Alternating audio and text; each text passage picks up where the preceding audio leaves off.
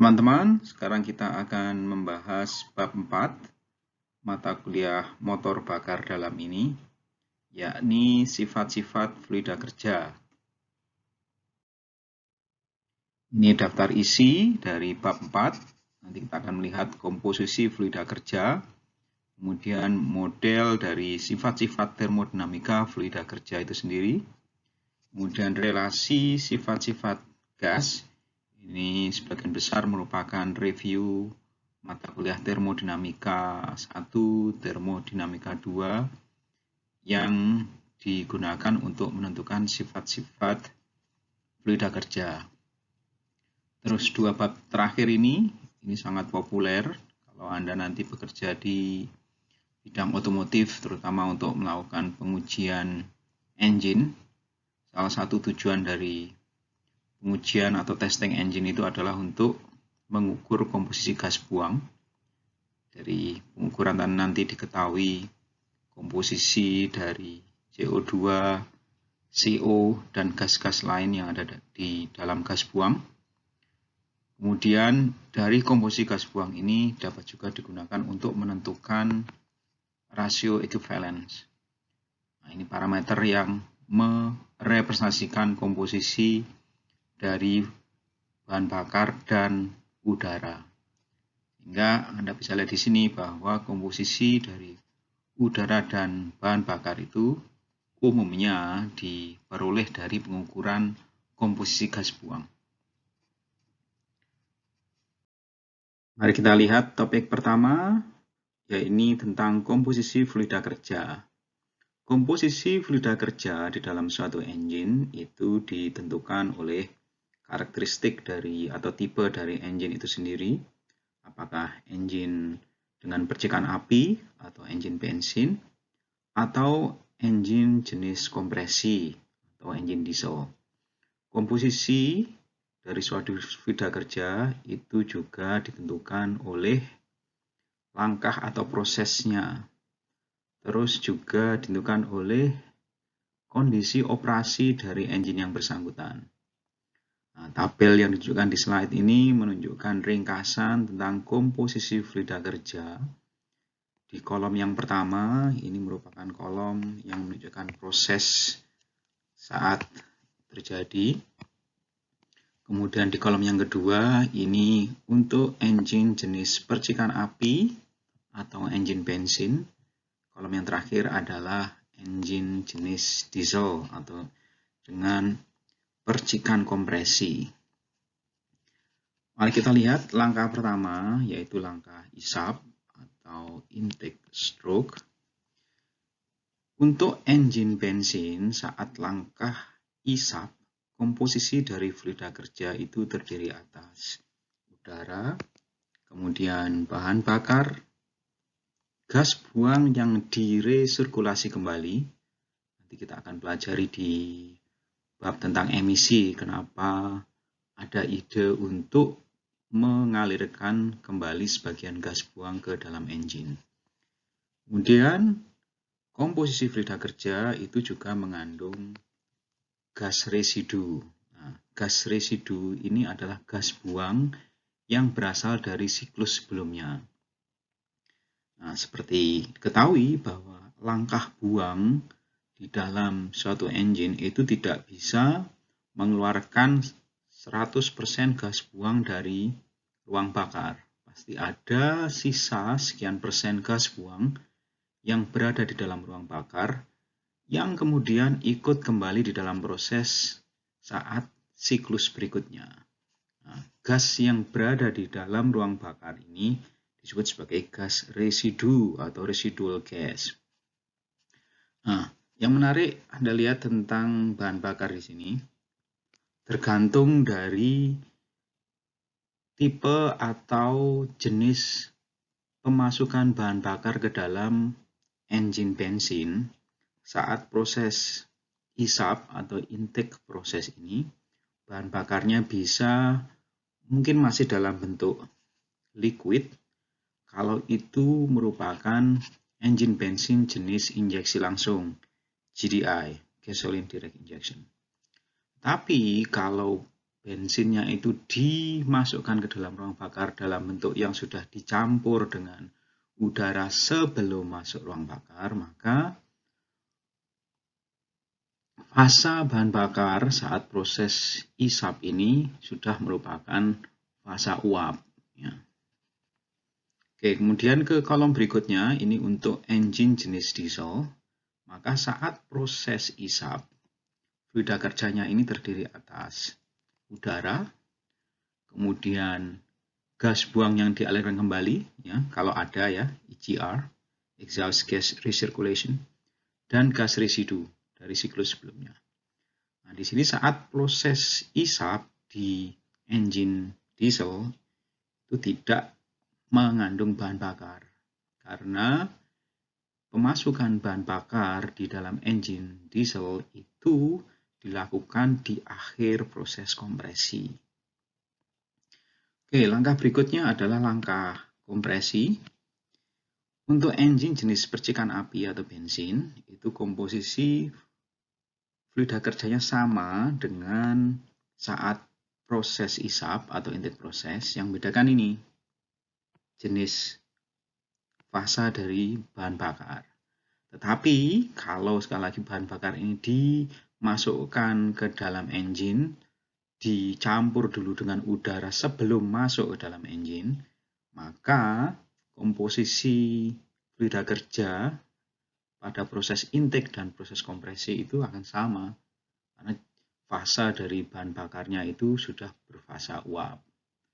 Mereka berdua akan mempunyai komposisi yang berbeda, terutama fase dari bahan bakar jika engine bensinnya itu merupakan jenis GDI, gasoline direct injection. Oke, berikutnya untuk engine diesel, itu komposisi fluida kerja saat proses kompresi sama dengan komposisinya saat proses isap. Di engine diesel, di akhir proses kompresi di sini, bahan bakarnya dimasukkan ke dalam ruang bakar. Oke, berikutnya langkah ekspansi atau proses ekspansi, expansion process. Untuk engine jenis bensin, maka fluida kerjanya terdiri atas campuran gas-gas pembakaran. Gas-gas pembakaran ini tentunya adalah nitrogen, H2O, CO2, CO, H2. Terus kalau Anda perhatikan di sini, ada juga produk-produk bakaran yang lain seperti OH, OH. Nah, gas-gas yang terakhir ini itu biasanya juga disebut sebagai gas radikal karena dia bersifat reaktif dan tidak stabil.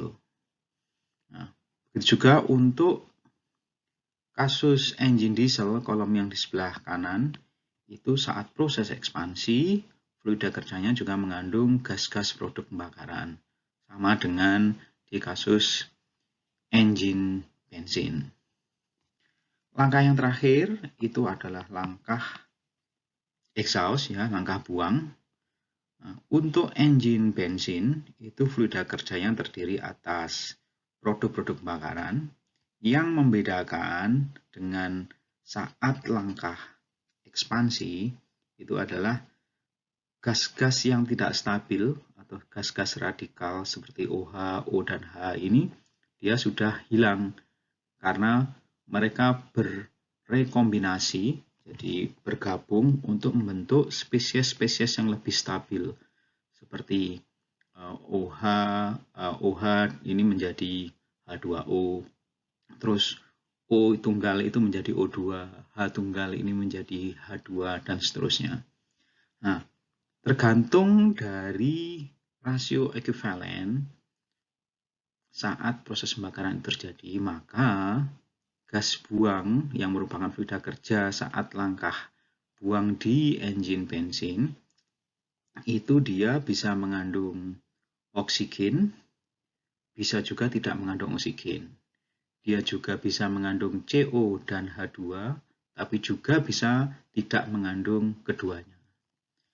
Nah, untuk kasus pembakaran dengan campuran miskin itu artinya kita melebihkan udaranya, bahan bakarnya lebih sedikit, artinya juga, maka komposisi fluida kerja itu juga mengandung oksigen. Nah, di kasus yang lain, kalau kita melakukan proses pembakarannya pada campuran kaya, jadi oksigennya lebih sedikit dibanding kebutuhan oksigen saat proses stoichiometrik, maka di gas buangnya itu mengandung CO dan H2. Nah, untuk yang sebelah kanan, engine jenis diesel saat proses exhaust, maka umumnya fluida kerjanya itu terdiri atas N2, CO2, H2O, dan O2. Nah, kenapa di sini kita tidak membedakan komposisi yang tergantung dengan rasio ekuivalen? Karena umumnya proses pembakaran di dalam engine diesel itu berlangsung pada campuran miskin.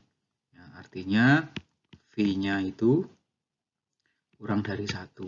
Nah, untuk kasus engine diesel, komposisi gas buangnya itu biasanya mengandung oksigen, terus kandungan CO dan H2-nya sangat sedikit dan bisa diabaikan.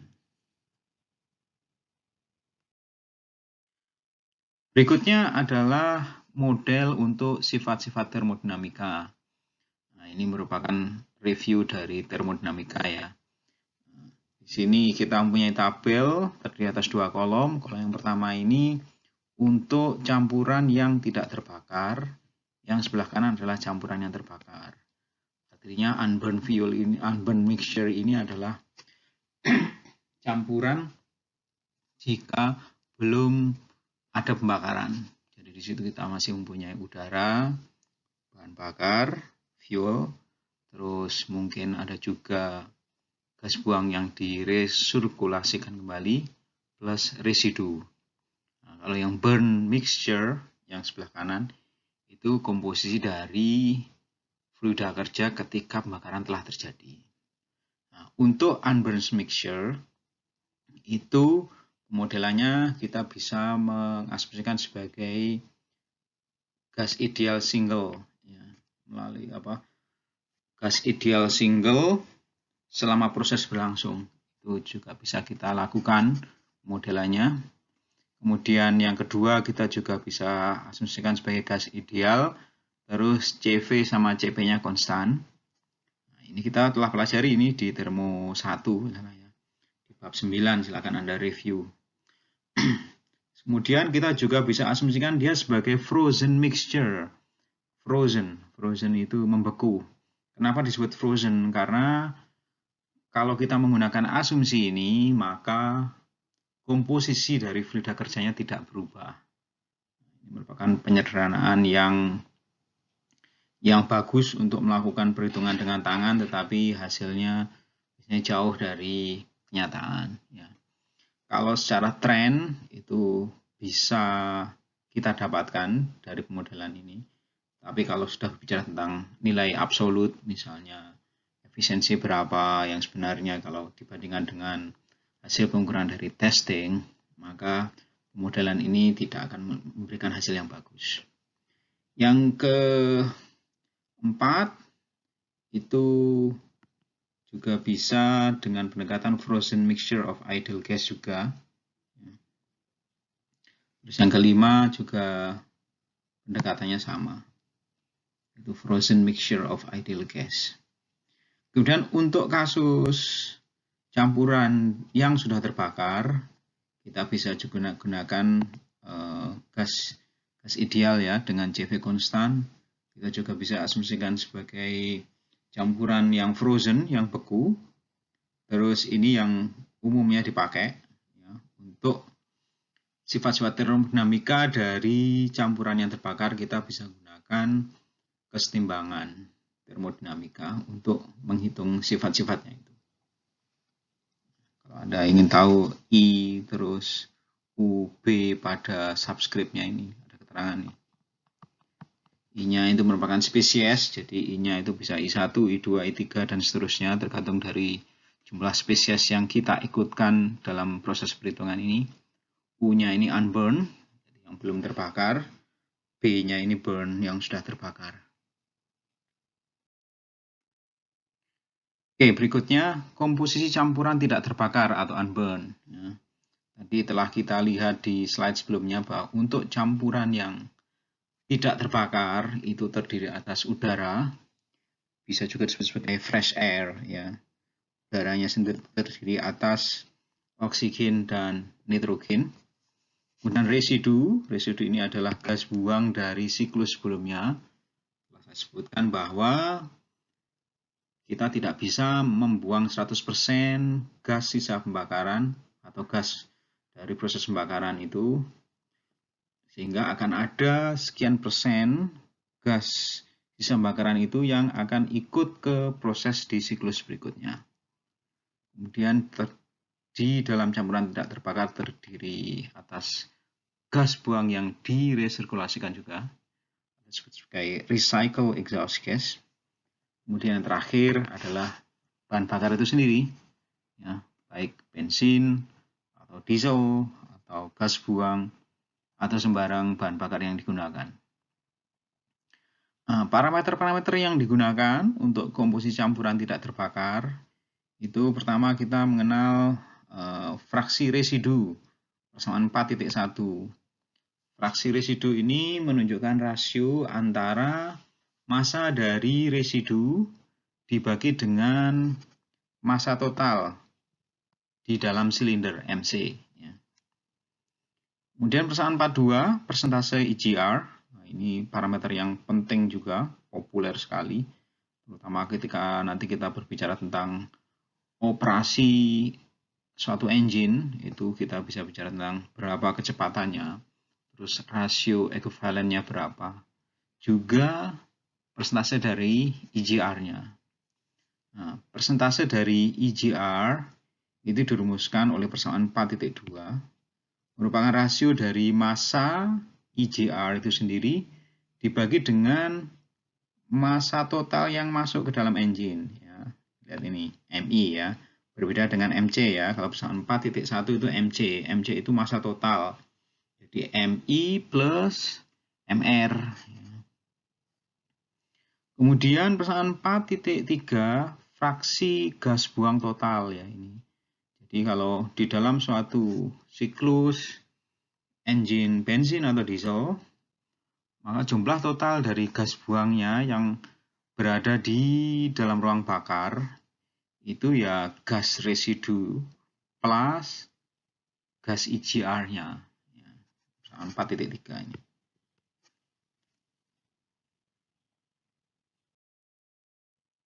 Berikutnya, kita melihat proses penentuan atau penghitungan komposisi dari fluida kerja.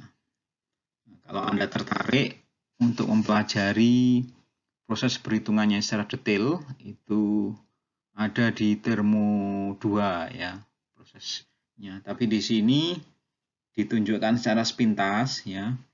Proses perhitungannya dimulai dari pembalansan ya, penyeimbang jumlah-jumlah atom di dalam reaksi pembakaran persamaan 4.4. Di sini bahan bakarnya itu displit menjadi ini terdiri atas C dan H2. Bahan bakar hidrokarbon kan selalu mengandung dua spesies ini, C dan H. Terus kalau dia mengandung oksigen, misalnya metanol, ya berarti ada oksigennya juga. Kemudian bahan bakar ini direaksikan dengan udara. Udaranya ini dilambangkan oleh O2 plus N2. Ini ada lambang C ya ini.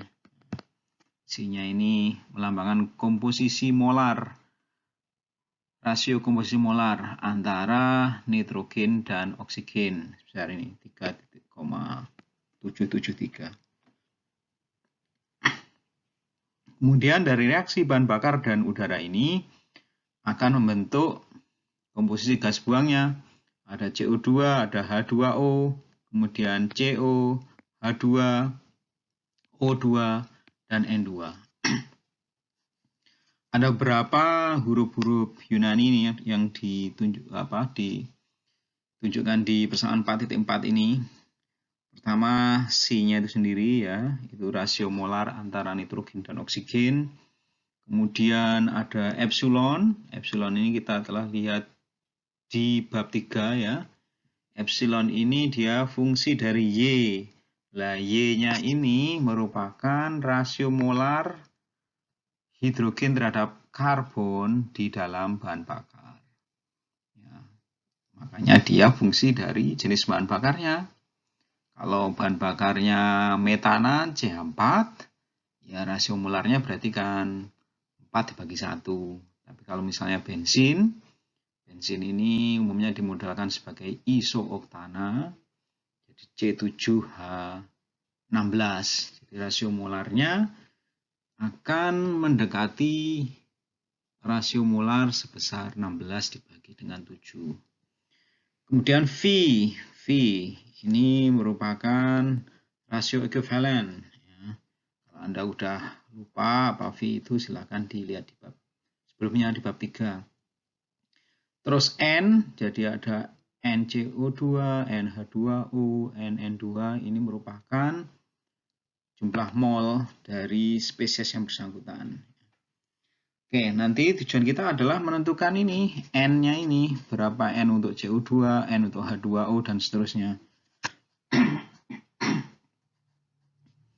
Nah, untuk menentukan N ini, kita menggunakan asumsi-asumsi ini. Misalnya, untuk kasus pembakaran bahan bakar dengan campuran miskin, lean, dan stoichiometric, diasumsikan bahwa CO dan H2-nya 0. Bisa dipahami ya, karena kalau campurannya miskin, di situ kita punya banyak udara, terus bahan bakarnya sedikit, maka jumlah CO dan H2 bisa diabaikan. Sebaliknya, yang nomor 2 ini, kalau pembakarannya dari campuran kaya, jadi kelebihan bahan bakar, maka kita bisa asumsikan oksigennya diabaikan, O2-nya diabaikan. Kemudian untuk campuran kaya, maka kita nanti pakai bantuan nih, reaksi udara air untuk membantu menentukan ini korelasi antara ini NH2O, NCO, dan NCO2 dan NH2. Sekali lagi kalau Anda sudah rada lupa tentang kesetimbangan termodinamika, kimia, dan seterusnya, silahkan direview di mata kuliah Termo 2 ya.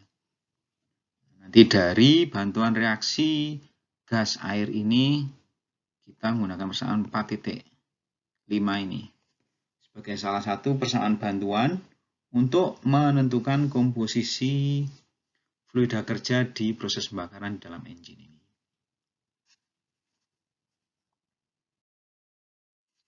Oke, berikutnya, kalau kita menyelesaikan persamaan tadi, ya, maka kita akan mendapatkan rumusan-rumusan yang siap dipakai untuk menentukan komposisi masing-masing spesies. Ya, seperti yang ditunjukkan di tabel ini. Pertama, di kolom yang sebelah kiri sendiri itu menunjukkan spesiesnya ya, ada CO2, H2O, CO, H2, dan seterusnya. Terus kolom yang kedua itu komposisinya jika equivalent ratio, rasio ekuivalensinya kurang dari atau sama dengan 1. Artinya ini adalah untuk kasus proses pembakaran campuran miskin dan stoichiometric ya. V-nya sama dengan 1 itu untuk stoichiometric. Dan kolom yang berikutnya itu jika proses pembakaran adalah campuran kaya. Nah, di sini Anda bisa menggunakan tabel yang ditunjukkan ini untuk menentukan komposisi dari CO2, H2O, CO, dan seterusnya. Misalnya, kalau kita lihat di kolom yang kedua, untuk kasus proses pembakaran campuran miskin dan stoichiometric, CO2-nya ini sebesar epsilon kali V. Epsilonnya tadi, Anda lihat di slide sebelumnya, itu merupakan fungsi dari komposisi bahan bakarnya, fungsi dari Y. Y-nya itu merupakan rasio molar antara H dan C di dalam bahan bakar. V-nya ya rasio ekuivalen. Ya. Kemudian H2O-nya itu ditentukan dengan rumus ini 2 kali dalam kurung 1 minus epsilon tutup kali V. CO dan H2-nya 0 ya. Tadi kita lihat diasumsinya kalau proses pembakaran campurannya campuran miskin dan stoichiometrik, maka CO dan H2-nya diabaikan. Nah, ini berikutnya untuk oksigen dan nitrogen. Jumlah dari mol totalnya ini. Nah, kolom berikutnya Anda lihat ini adalah untuk kasus pembakaran campuran kaya. Nah, untuk campuran kaya ini oksigennya 0. Tapi komposisi dari CO dan H2-nya tidak sama dengan 0. Terus kalau Anda perhatikan di sini ada parameter lain C. Nah, C-nya itu kan dari persamaan 4.6. K-nya itu tadi adalah konstanta kesetimbangan dari reaksi gas air ya di slide sebelumnya. Berikutnya adalah komposisi campuran yang tidak terbakar atau unburned. Di sini selain mempunyai komposisi gas buang, kita juga mempunyai bahan bakar di sini ya untuk campuran tidak terbakarnya. Nah, sama seperti slide sebelumnya, maka tergantung dari V-nya berapa, kita mempunyai rumus yang berbeda. Di sini untuk kolom yang pertama, kalau dia merupakan campuran miskin atau stoichiometrik, maka kita menggunakan rumus ini. Di sini tidak ada, tetapi sebetulnya maksudnya sama ya, rumusnya sama. Jadi komposisi dari bahan bakarnya dia rumusnya sama, entah untuk campuran kaya maupun campuran miskin. Berikutnya untuk oksigen, nitrogen, dan seterusnya, itu rumusnya bisa berbeda. Ya, misalnya untuk oksigen, kalau campurannya miskin rumusnya ini, kalau campuran kaya pakai ini. Untuk nitrogen, itu jumlah molnya itu merupakan C ini, ya. Terus CO2-nya, dia fungsi dari ini, XB. XB ini rasio total dari gas buang. Di slide sebelumnya Anda bisa lihat. Terus fungsi dari epsilon dan rasio ekuivalen. Silahkan Anda lihat tabelnya ini. Kalau nanti Anda mengambil tugas akhir di bidang motor bakar, terus melakukan analisis singkat tentang komposisi gas buang, tabel ini bisa Anda gunakan untuk memperkirakan komposisi dari campuran yang tidak terbakar.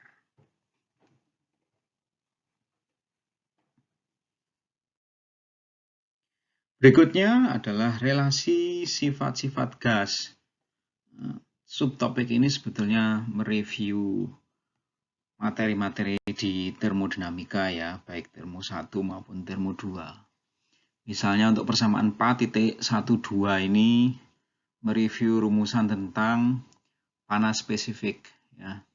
Jadi CV panas spesifik saat volume konstan maupun CP panas spesifik saat tekanan konstan. Nah, CV sendiri itu merupakan du per dt ya, saat V-nya di hold ya konstan. Kemudian persamaan 4.13 itu rumusan untuk energi dalam dan entalpi. Nah, Anda tentu masih ingat kan kenapa entalpi itu diperkenalkan, terus entalpi itu dirumuskan sebagai apa? Nah, Anda lihat di termo 1 ya. H itu sama dengan U plus PV. Di termo 1. Kemudian 4.14 itu rumusan untuk entropi. Ya. Ini untuk gas ideal.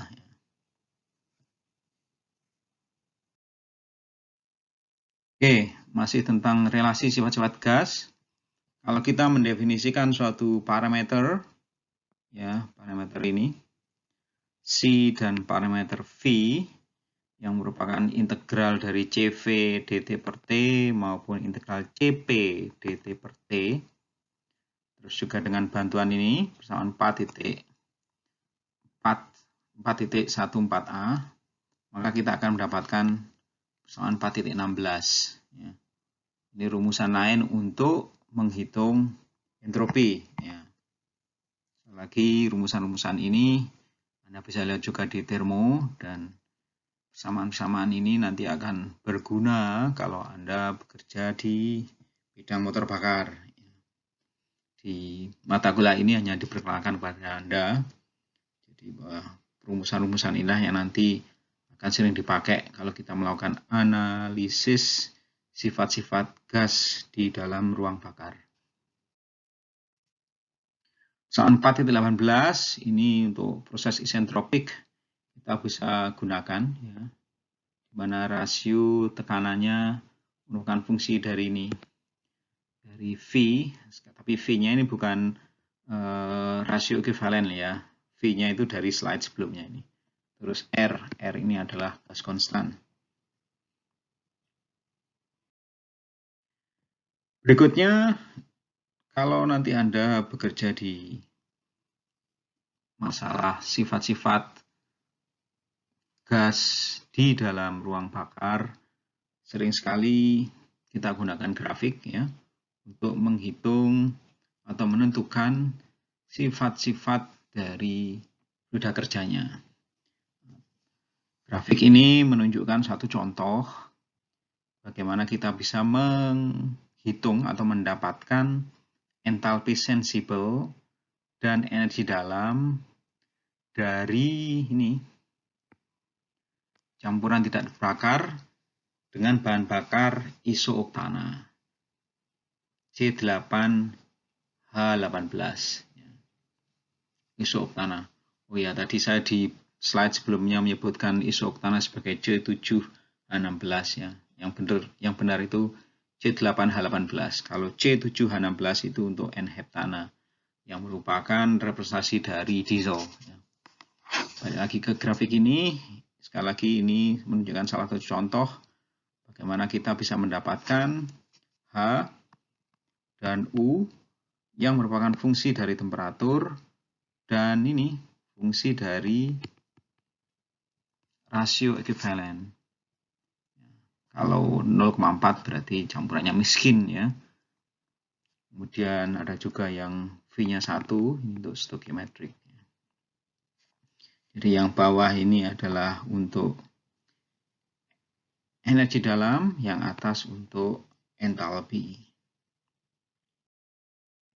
Berikutnya, ini adalah salah satu contoh grafik untuk menentukan energi dalam, terus entropi, ya, sebagai fungsi dari ini temperatur, terus ada tekanan juga di sini, ada tekanan, terus V kecil ini volume spesifik, ya.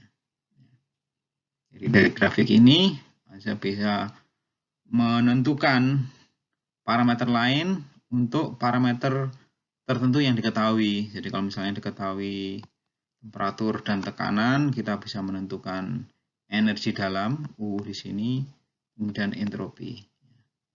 Nah, ini fluida kerja yang diketahuinya. Jadi dia menggunakan isooktana, ya, masih C8, ya, representasi dari bensin. Oke, berikutnya relasi sifat untuk pemodelan, ya. Kalau nanti kita bekerja dalam bidang pemodelan untuk menentukan unjuk kerja suatu engine, maka umumnya sifat-sifat dari fluida kerjanya itu dirumuskan dalam suatu rumusan matematika, karena kalau kita menggunakan pemodelan terus pakai grafik itu sulit, ya. Jadi dari grafik tadi itu kita bisa gunakan metode namanya curve fitting. Nah, itu kita pelajari di metode numerik untuk menentukan ini formula-formula matematika yang bisa dengan mudah dimasukkan di program kita untuk menentukan sifatnya ini. Misalnya CP, ini fungsi dari temperatur persamaan 4.39. H juga ini Anda lihat ini. Dan yang terakhir S. Kalau kita gunakan persamaan 4.39 sampai 4.41, terus kita gunakan misalnya taruhlah bukan program yang advance ya, Anda gunakan Excel. Kalau temperaturnya diketahui, Anda bisa menghitung langsung berapa entalpinya. A1, A2 sampai A6 ini konstanta yang dapat diperoleh dari proses curve fitting ya. Oke, berikutnya sifat-sifat transport ya. Jadi seperti halnya transport energi, transport panas, terus transport massa ya. Transport massa itu dipelajari di magister ya, di S2. Nah, di dalam proses pembakaran, di dalam engine itu juga mempunyai fenomena-fenomena transport ini. Baik sekali lagi transport massa, momentum, dan energi. Nah, nanti kalau kita bekerja untuk menganalisis sifat-sifat transport, maka kita juga akan berkutat dengan sifat-sifat yang berhubungan dengan proses transport ini. Misalnya viskositas, ini berhubungan dengan transport dari momentum. Kalau Anda ingin melihat secara detail tentang transport massa, itu sekali lagi dipelajari di tingkat S2 ya. Kemudian kalau kita bicara tentang transport panas dalam bentuk konduksi, ya nanti kita memakai ini konduksivitas termal K ya, atau juga mass diffusivitas massa kalau kita berbicara tentang transport dari massa. Saya tidak akan berbicara lebih detail tentang subtopik ini. Ini sebagai pengenalan saja. Sekali lagi kalau nanti Anda bekerja di bidang motor bakar terus berhubungan dengan proses pemodelan, ya kita harus mengikutkan fenomena transport ini, baik transport massa, momentum, maupun energi. Oke, topik yang berikutnya, ini topik yang penting dari bab ini adalah pengukuran komposisi gas buang. Nah, kenapa penting? Pertama, dari pengukuran komposisi gas buang ini tentunya kita akan mendapatkan data-data komposisi dari gas buang, baik komposisi dari CO2, CO, N2, NOx, ya, ini untuk emisi. Kemudian dari komposisi gas buang ini kita juga bisa gunakan untuk menentukan komposisi bahan bakar dan udaranya yang dilambangkan oleh V, ya, rasio ekuivalen. Sekali lagi, dalam praktek lapangan komposisi udara dan bahan bakar itu umumnya ditentukan dari data komposisi gas buang, bukan dari pengukuran laju massa udara dan laju massa bahan bakar, bukan. Meskipun dalam kasus tertentu kita bisa melakukan juga, cuma akurasinya biasanya lebih bagus kalau kita menentukan V ini dari komposisi gas buang. Nah, berbicara tentang proses pengukuran gas buang, itu kita bisa menggunakan berbagai metode, berbagai testing tools untuk menentukan komposisi dari gas buang tersebut. Kita bisa menggunakan FID, Flame Ionization Detector, atau bisa menggunakan NDIR, Non-Dispersive Infrared, untuk menentukan ini, Unburned Hydrocarbon, UHC. Ini adalah hidrokarbon yang tidak terbakar. Jadi kalau misalnya kita menggunakan bensin, terus ada 1% yang tidak terbakar, 1% itu disebut sebagai ini, unburned hydrocarbon. Kemudian kita bisa menggunakan NDIR untuk menentukan komposisi dari CO dan CO2. Untuk O2 bisa menggunakan ini, Paramagnetic Analyzer, NOx, bisa juga dengan alat yang sama. Kita juga bisa menggunakan gas chromatografi untuk melakukan pengukuran gas-gas yang lainnya. Kalau Anda tertarik untuk proses pengukuran, itu ada mata kuliah khusus ya, measurement system ya, sistem pengukuran. Nah, nanti bisa jadi salah satu alat yang mereka bahas adalah ini. Alat untuk melakukan pengukuran gas buang. Ya. Oke, komposisi gas buang. Ini adalah contoh komposisi gas buang untuk engine gasolin, engine bensin. Ya, ditunjukkan di sini, yang vertikal ini merupakan komposisi gas buangnya.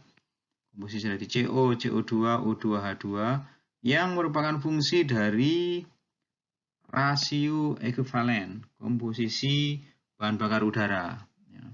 Kalau kurang dari 1 berarti campurannya campuran miskin, artinya lebih banyak udaranya. Kalau lebih dari 1 campuran kaya, lebih banyak bahan bakarnya.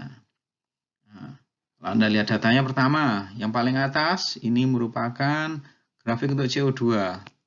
CO2 ini maksimal saat V-nya sama dengan 1 ya, di sini, tengah-tengah ini. Saat V-nya 1 dia maksimal. Oke. Kalau V-nya kurang dari 1 atau lebih dari 1, maka CO2-nya menurun. Kemudian, yang berikutnya kita lihat ini oksigen ya. Oksigen itu dia tinggi kalau V-nya kecil. Masuk akal ya, make sense. Karena kalau V-nya kecil, berarti itu bahan bakarnya lebih sedikit, udaranya lebih banyak. Maka oksigennya di gas buangnya juga lebih banyak. Ya. Sebaliknya, kalau Anda perhatikan untuk CO, ya, CO ini sebenarnya kan representasi dari bahan bakar yang tidak terbakar. Kalau kita mempunyai campuran kaya, artinya bahan bakar lebih banyak, maka komposisi CO di gas buangnya juga naik. Ya, kalau V-nya membesar, CO-nya membesar, masuk akal. Begitu juga dengan hidrogen ini. Kalau V-nya naik, maka hidrogennya juga naik. Jadi kalau Anda lihat di sini tren CO dan H2 ini berbalikan dengan tren dari O2-nya. Nanti kita akan bahas lebih lanjut tentang komposisi gas buang ini saat kita berbicara tentang polusi ya. Kalau nggak di bab 11 ya 12. Nah, ini untuk kasus engine diesel ya, compression ignition engine. Nah, di sini diesel itu biasanya beroperasi pada campuran miskin, kadang sangat miskin ya. Perhatikan di sini V-nya itu kecil, 0,2, 0,3 ya, ini di kisaran ini. Ini stoichiometricnya. Ya, kita tidak mempunyai diesel di sini, nggak ada diesel yang bekerja dalam campuran kaya ya, karena kurang efisien. Ya. Ya, kalau Anda perhatikan di sini, trennya juga sama dengan seperti yang kita lihat di kasus engine bensin. Kalau V-nya kita naikkan, CO2-nya naik, ya, naik, nanti kan maksimal di sini. Sebaiknya kalau Anda lihat oksigennya itu turun kalau V-nya naik, ya, sama dengan kasus sebelumnya. Nah, untuk kasus engine diesel, maka komposisi CO-nya rendah sekali, komposisi H2-nya juga rendah sekali. Sehingga umumnya H2 terus CO maupun unburned hydrocarbon ini diabaikan untuk kasus engine diesel. Oke, berikutnya adalah bagaimana kita menentukan rasio ekuivalen dari komposisi gas buang. Ya. Sekali lagi, kenapa kita bisa gunakan komposisi gas buang ini untuk menentukan rasio ekuivalen yang merupakan representasi dari komposisi bahan bakar udara? Karena komposisi gas buang itu sendiri tergantung dari perbandingan relatif antara bahan bakar dan udara. Jadi, komposisi bahan bakar dan udara ini menentukan komposisi dari gas buang. Sehingga kalau kita bisa mengukur komposisi gas buang, otomatis kita bisa menentukan juga perbandingan relatif antara bahan bakar dan udara ini. Untuk menentukan rasio ekuivalen dari komposisi gas buang, kita bisa mulai dari persamaan 4.55 yang merupakan persamaan reaksi antara bahan bakar, ya, bahan bakarnya ini CnHMOR, ya, N sama H-nya tergantung dari komposisi bahan bakar, ya. OR-nya juga tergantung apakah bahan bakar itu mengandung oksigen. Kalau bahan bakarnya tidak mengandung oksigen, ya tinggal CnHM. Kalau bahan bakarnya metana yang merupakan komponen utama dari gas alam, maka N-nya sama dengan 1, M-nya sama dengan 4. Ya. Nah, ini udaranya. Ya. Kemudian dari proses pembakaran bahan bakar dengan udara ini dihasilkanlah ini yang pertama CaHB. Ini dia melambangkan bahan bakar yang tidak terbakar. Karena tidak semua bahan bakar bisa kita bakar, ya. Ada saja komposisi yang kecil dari bahan bakar yang tidak terbakar. Unburned hydrocarbon, UHC tadi. Kemudian ini untuk CO, CO2, O2, N, NO. Ini komplit ya komposisinya ya. Nah, nanti kalau kita mengetahui komposisi di sebelah kanan, dari proses pengukuran, kalau kita tahu X dari masing-masing spesies, maka kita bisa menentukan ini, komposisi yang di sebelah kirinya, yang dilambangkan oleh ini, V ini. V ini kan melambangkan komposisi dari bahan bakar dan udara. Nah, pertama, dari proses pengukuran itu umumnya kita mempunyai dua basis pengukuran. Ya, untuk gas-gas inorganik, ya, inorganik itu biasanya diukur dalam basis kering atau dry base data, dry base measurement. Ya, yang kering itu artinya apa? Ketika data itu ditampilkan, maka H2O-nya sudah dihilangkan, makanya dia disebut sebagai kering. Ya, dari data-data gas inorganik ini, nanti kita bisa gunakan untuk menentukan V-nya. Nah, gas inorganik ini di sini ya CO, CO2, gitu ya. Kemudian untuk basis basah atau wet base, artinya H2O-nya masih diikutkan di situ. Itu kita mempunyai komposisi dari hidrokarbonnya, unburned hidrokarbonnya. Jadi X atau rasio atau fraksi massa dari bahan bakar yang tidak terbakar itu biasanya ditampilkan dalam basis basah, wet base. Nah, dari persamaan 4.55 itu kita mempunyai 7 parameter yang tidak diketahui. Ini listnya. Mulai dari V, kemudian jumlah mol dari H2 sampai ini A dan B. A dan B ini merupakan ini. Bahkan jumlah atom C dan H dari bahan bakar yang tidak terbakar. Nah, jadi kita mempunyai 7 parameter yang tidak diketahui. Dari ilmu matematika, kalau kita mempunyai 7 unknown, maka kita juga perlu 7 persamaan untuk menyelesaikannya. Nah, ini persamaan-persamaan yang digunakan untuk memecahkan 7 unknown parameter tadi. Ya, jadi dari balance atomnya, balance masing-masing atom, dari balance masing-masing atom, yaitu balance karbon, hidrogen, oksigen, nitrogen, terus kemudian dengan penjumlahan dari semua fraksi molnya yang harus berjumlah 1. Ya. Menggunakan persamaan-persamaan ini,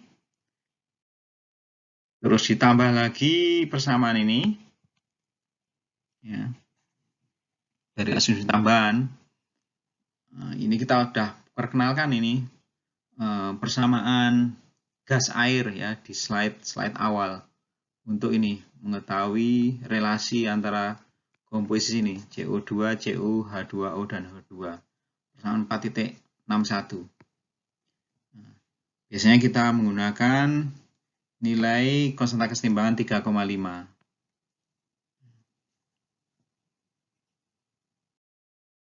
Setelah persamaan sama tadi diselesaikan, maka kita mendapatkan persamaan 4,65 untuk rasio equivalence yang merupakan fungsi dari komposisi gas buang.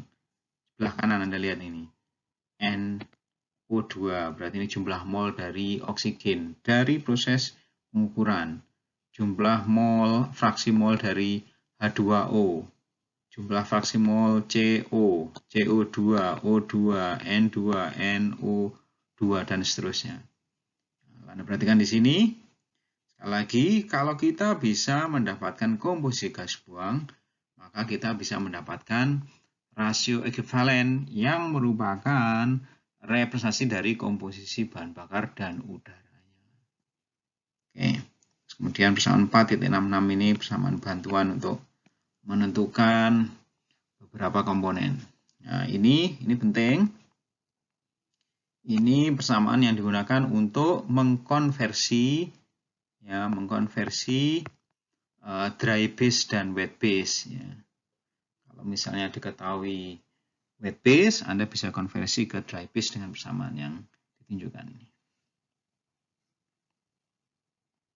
Oke, sekali lagi persamaan 4,65 ini persamaan yang populer yang umumnya digunakan untuk menentukan komposisi bahan bakar dan udara dari pengukuran komposisi gas buang. Oke, demikian kita telah menyelesaikan bab ini. Kita akan lihat beberapa polling yang biasanya saya berikan ke mahasiswa di akhir bab, hanya untuk mengetahui apakah materi kuliah yang saya berikan bisa diterima dengan baik. Dan polling ini umumnya saya juga tampilkan materi di bab-bab sebelumnya, hanya sebagai fun saja untuk mengetahui apakah mereka sudah menerima materi ini dengan baik. Polling yang pertama di sini tanyakan, di bawah ini merupakan spesies yang tidak berada di dalam engine diesel ketika proses hisap terjadi. Nah, kalau dalam engine diesel, saat proses hisap, tentunya ada udara, gas buang bisa jadi, bahan bakar tidak, ya makanya jawabannya ini. Jadi ketika kita mempunyai engine diesel, itu dieselnya itu masuk ke ruang bakar di akhir proses kompresi. Di akhir proses kompresi dengan proses injeksi. Maka saat proses hisap, intake stroke, maka bahan bakar tidak ada. Berikutnya, di dalam suatu engine bensin dengan injeksi langsung, gasoline direct injection, GDI, bahan bakar itu diinjeksikan selama proses hisap, kompresi, proses pembakaran, ekspansi, exhaust. Jawabannya tentunya adalah A. Ya. Ada teknologi yang terkini itu menginjeksikan bahan bakar saat proses kompresi akan mulai berlangsung. Ya. Umumnya untuk GDI, gasoline direct injection, bahan bakar itu diinjeksikan saat proses hisap atau intake stroke. Berikutnya, jika suatu campuran dimodelkan dalam suatu keseimbangan termodinamika, maka komposisinya tidak berubah dengan tekanan dan temperatur. Ini review di bab 3 ya. Nah, jawabannya adalah salah ya. Ini pengertian yang sering sekali misleading ya. Kalau kita berbicara tentang kesetimbangan termodinamika itu tidak berarti bahwa komposisinya tetap kalau tekanan dan temperaturnya itu kita ubah. Kalau kita ubah tekanan dan temperaturnya, komposisinya berubah menuju ke kesetimbangan baru. Bab 3 ini. Berikutnya, frozen mixture atau campuran beku mengasumsikan bahwa komposisinya tetap sama. Betul, yang disebut sebagai frozen.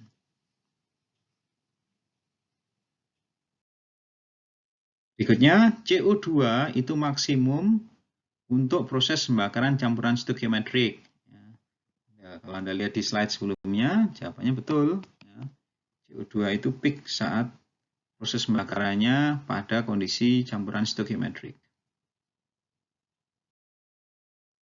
Lean burn combustion, proses pembakaran campuran miskin menghasilkan oksigen. Juga betul ya, campuran miskin lebih banyak udaranya, bahan bakarnya lebih sedikit ya. Kalau dia campuran kaya, maka proses pembakarannya menghasilkan CO dan H2. Oksigennya sedikit sekali. Rich mixture produce oxygen. Tentunya adalah false. Bahwa ini bukan merupakan karakteristik dari proses pembakaran diesel. Lean burn combustion. Ini betul ya. Oxygen in the combustion product. Ini juga betul. Low unburned hydrocarbon. Bisa jadi masuk akal karena campuran miskin. Rich burn combustion ini yang bukan karakteristik dari proses pembakaran di dalam engine diesel. For a given fuel flow, jadi untuk aliran bahan bakar yang diketahui, aliran udara dapat ditentukan, jumlah aliran udara dapat ditentukan dari komposisi gas buangnya. Betul ya, tadi kita telah bahas ini.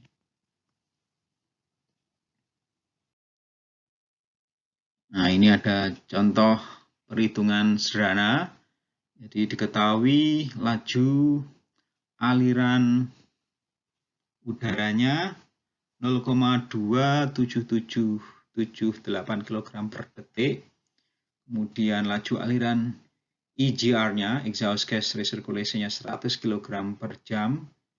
Kemudian kecepatan dari engine-nya diketahui 1500 rpm. Tanyakan berapa prestasi dari EGR-nya. Nah, data yang ketiga ini hanya untuk mengetes Anda ya, ini tidak diperlukan ya. Jadi kalau dari persentase EGR dari slide sebelumnya, itu persentase EGR-nya kan massa dari EGR-nya di sini adalah 100 kg per jam ya. Hati-hati, ini satuannya berbeda. Dibagi dengan MEGR plus M udara ya. M udaranya ini 0,2778 kalikan 100% ya, karena ditanyakan persen. Silakan Anda melakukan perhitungan. Sekali lagi, satuannya berbeda. Anda harus ubah menjadi satuan yang sama. Kalau Anda ingin ubah ke dalam kilogram per detik, maka di sini Anda harus bagi dengan 3.600.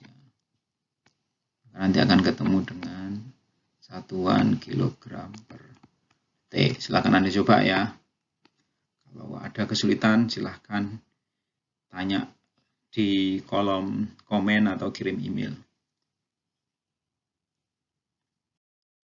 Demikian kita telah menyelesaikan topik dari bab 4 ini, yakni sifat-sifat fluida kerja.